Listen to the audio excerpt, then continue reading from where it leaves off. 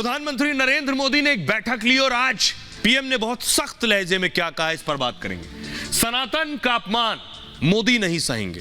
PM Modi ने cabinet की बैठक ली, मंत्री मौजूद थे बैठक में, और पीएम मोदी ने साफ साफ कहा कि सनातन पर जो हमला कर रहा है उसको जवाब दीजिए। अगली तस्वीर दिखाई। उदयनिधि ने यह कहा कि सनातन का खात्मा करना होगा, सनातन को खत्म करना होगा। इस पर प्रधानमंत्री नरेंद्र मोदी ने अपने नेताओं को, अपने मंत्रियों को कहा है कि इसका जवाब दीजिए। और सिर्फ उदयनिधि नहीं, जो कि मंत्री है तमिलनाडु में, मुख्यमंत्री स्टालिन के बेटे, अगली तस्वीर दिखाइए, यह है जी परमेश्वर, कर्नाटक के गृह मंत्री। इन्होंने भी हिंदू धर्म पर आज हमला कर दिया है। जरा देखिए प्रधानमंत्री ने क्या कुछ कहा, कैसे जवाब देना है, ये रिपोर्ट देखिए।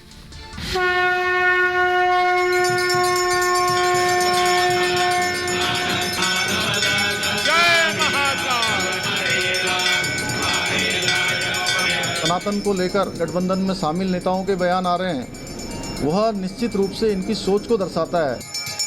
तो राम की भाजपा ट्रेडिंग क्यों कर रही है? यह ऐसा एहसास कराना चाहते हैं कि राम को हमने पैदा किया। अनफॉर्चुनेटली जो लोग जो है वो इस भारत की आत्मा पर हमले कर रहे हैं, वो बाई चांस नहीं है, बाई चॉइस कर रहे हैं। प्रधानमंत्री मोदी ने साफ कर दिया है कि सनातन का अपमान बर्दाश्त नहीं करेंगे। पिछले कई दिनों से विपक्ष के कई नेता सनातन को अपमानित करने की कोशिश कर रहे हैं। पहली बार मोदी ने पलटवार करते हुए कहा कि हमले का सख्ती से जवाब दें। मोदी ने साफ कर दिया कि जो सनातन के खिलाफ दुष्प्रचार कर रहे हैं, उन्हें तर्कों के साथ सनातन की शक्ति बताएं। मोदी के बयान से साफ है कि केंद्र सरकार और बीजेपी अब सनातन पर होने वाले वार पर जोरदार पलटवार करेगी।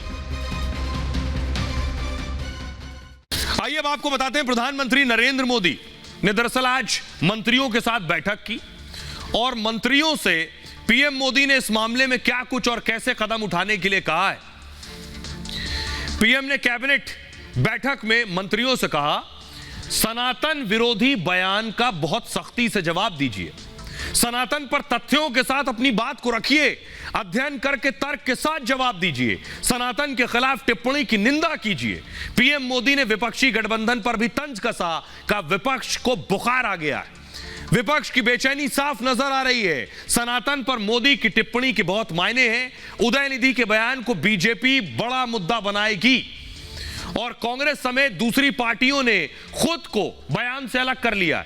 उदयनिधि के बयान को उनकी निजी राय बता दिया। सनातन पर विवादित बयान के बाद इंडिया इस वक्त बैकफुट पर है।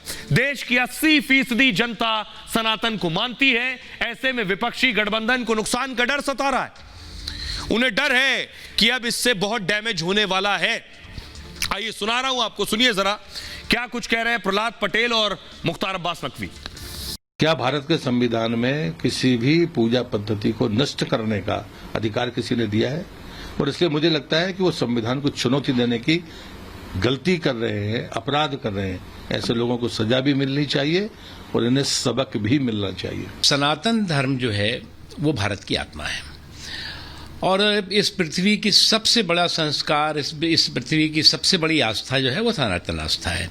और दुनिया के जितने भी धर्म हैं उनका मूल मंत्र जो है वो सनातन आस्था में और सनातन धर्म में है। पृथ्वी का सबसे पुरानी आस्था या धर्म है वो सनातन धर्म है, पृथ्वी का। और इतना सा भी ज्ञानी नहीं है ये, भारत में रह करके भी इतनी बड़ी अज्ञानता से ये इनका दिमाग भरा हुआ है। पढ़े लिखे किसी समझदार और किसी ज्ञानी व्यक्ति के पास जा करके और इस देश के इतिहास को समझ लें तो वो समझ जाएंगे। अब सवाल ये है कि सनातन का आखिर बार बार अपमान क्यों हो रहा है? क्योंकि एक अकेले उदयनिधि नहीं है, ये विरोधी आखिर सनातन का विरोध करके, सनातन को कोस कर क्या उन्हें लगता है कि मोदी को हरा पाएंगे? उदयनिधि स्टालिन ने कहा, सनातन धर्म डेंगू, मलेरिया, कोरोना की तरह है, सनातन धर्म को खत्म कर देना चाहिए। ये नए गृह मंत्री हैं, ये क्या कह रहे हैं कर्नाटक के गृह मंत्री? हिंदू धर्म का जन्म कब हुआ? हिंदू धर्म की शुरुआत किसने की? हिंदू धर्म के इतिहास की कोई जानकारी नहीं है। ईसाई मुस्लिम धर्म का इतिहास तो है। प्रियांक खड़गे, मल्लिकार्जुन खड़गे के सुपुत्र हैं, कह रहे हैं हिंदू धर्म की तुलना बीमारी से कर दी। जहां समानता नहीं वो धर्म नहीं है। कार्ति चिदम्बरम, पी चिदम्बरम के सुपुत्र, वो कह रहे हैं सनातन धर्म कुछ नहीं है, जातियों में विभाजित एक समाज है सिर्फ। अखिलेश के लाडले स्वामी प्रसाद मौर्य कह रहे हैं हिंदू धर्म कोई धर्म नहीं है, हिंदू धर्म एक धोखा है। इस तरह के बयान जब ये नेता देते हैं तो ये भूल जाते हैं कि जिन हिंदुओं पर, जिस धर्म पर ये बयान दे रहे हैं, इन्हें वोट भी उनसे लेने। सुनिए कर्नाटक के गृह मंत्री क्या कह रहे हैं। ಬಡತನದಿಂದ ಬಂದರು, ಇಡೀ ವಿಶ್ವ ಗಮನಿಸುವಂತ ಒಬ್ಬ ಇಂಜಿನಿಯರ್ ಆದ್ರು ಅಂತ ಹೇಳಿದ್ರೆ ನಾವು ಜ್ಞಾಪಿಸ್ಕೊಳ್ತೇವೆ. ಅದೇ ಪ್ರಕಾರ ರಾಧಾಕೃಷ್ಣನ್ ಅವರು ಬಡ ಕುಟುಂಬದಿಂದ ಬಂದಂತವರು ಏನನ್ನ ಸಾಧನೆ ಮಾಡಿದ್ರು ಅಂತ ಹೇಳಿ ಅವರ ಜೀವನವನ್ನ ನಾವು ನೆನೆಸ್ಕೋಬೇಕು. अब आपको बताता हूं कि जो उदय निधि हैं उनकी मुश्किलें बढ़ गई हैं। देश के अलग अलग जगहों पर उनके खिलाफ मुकदमे हो गए हैं, शिकायतें दर्ज कर ली गई हैं। अब वो बचकर उनका जाना मुश्किल है।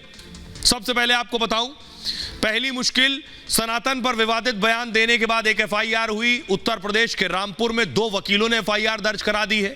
स्टालिन और प्रियांक खड़गे के खिलाफ केस दर्ज हुआ। प्रियांक खड़गे मतलब मल्लिकार्जुन खड़गे के बेटे।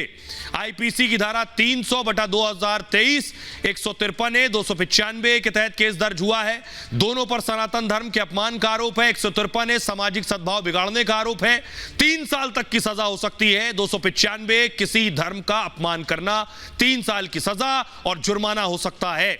एक और शिकायत हुई है उदय निधि के खिलाफ, बिहार में भी शिकायत दर्ज हुई है।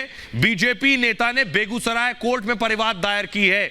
उदय निधि के खिलाफ कर्नाटक में भी शिकायत दर्ज की गई है। बीजेपी नेता नागराज नायक ने पुलिस में शिकायत की है। और साथ ही साथ दिल्ली में भी एक महिला ने उदय निधि के खिलाफ शिकायत दी है। दिल्ली पुलिस को ईमेल के जरिए शिकायत दी गई है। इस बीच उदय निधि ने चेन्नई में अपने बयान पर सफाई दी, कहा मैं हिंदू धर्म के खिलाफ नहीं हूं, मैं जातिगत भेदभाव वाली प्रथा के खिलाफ हूं, यह कहना है उनका। सुनिए जरा रविशंकर प्रसाद क्या कुछ कह रहे हैं इस मामले में। बीजेपी हमलावर है और शहजाद पूनावाला क्या कह रहे हैं। देश में सनातन धर्म ने सबको सम्मान दिया है। सनातन की सोच क्या है? व्यक्ति अपनी तपस्या से ईश्वरत्व प्राप्त कर सकता है, चाहे गरीब हो या अमीर हो। नीतीश बाबू बहुत खामोश थे, तो हमको लगा कि आज हम बोल दें। विशेषकर मैं कांग्रेस पार्टी से, कि आपके नेता अगर मिस्टर परमेश्वर ये कहते हैं और आपके अलायंस सहयोगी उदय निधि ये कहते हैं कि हिंदू धर्म एक डिजीज है, तो मैं याद दिलाना चाहता हूं कि एटम बम के आविष्कारक रॉबर्ट ओपेनहाइमर को गीता में प्रेरणा नजर आती है। एटॉमिक स्ट्रक्चर देने वाले नील्स बोर ने अपनी किताब में लिखा है कि मैं उपनिषदों को पढ़ता था। रॉकेट साइंस के फादर वर्नर वॉन बॉन के गुरु हरमन ओबर्ट ने लिखा है कि मैं वेदों को पढ़कर चीजों को लेता था।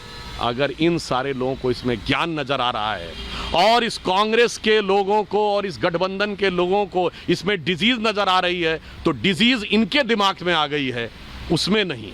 यह ऐसा एहसास कराना चाहते हैं कि राम को हमने पैदा किया, तो ये स्वाभाविक रूप से यह आज बौखलाहट में तमाम इस प्रकार के निर्णय ले रहे हैं, जिससे भाजपा सरकार जगहसाई का पात्र बन रही है।